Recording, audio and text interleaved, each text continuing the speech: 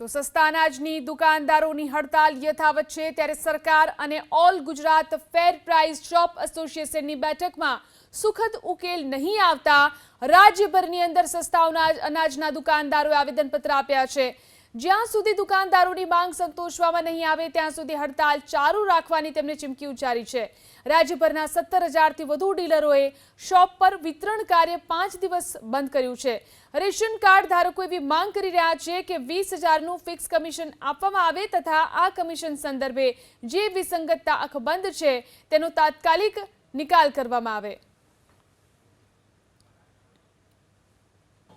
અમારી વ્યાજબી માગણી સમજે ગત 3 ઓક્ટોબરના રોજ માનનીય સચિવશ્રી અને નિયામકશ્રી સાથેની એસોસિએશનની એક બેઠક મળી હતી। આ બેઠકની અંદર અમારી જે 3 માગણી છે માગણી પૈકી મિનિમમ કમિશનમાં જે 97%ની શરત છે એ હટાવવા માટેની માગણી બાબતે કમિશનમાં વધારો અને 1% વિતરણ ઘટ બાબતે ચર્ચા લેવામાં આવી। એમાં ખાસ કરીને જે વિતરણ થઈ રહ્યું છે તેની અંદર 97% વિતરણને લઈ અને સરકાર સાથે મડાગાંઠ સર્જાઈ છે અને આ બાબતે કોઈ નિષ્કર્ષ ન આવતા અમારો આજે 5મો દિવસ છે। આજે ભાવનગર શહેર મામલતદારને આવેદનપત્ર આપવામાં આવ્યું છે।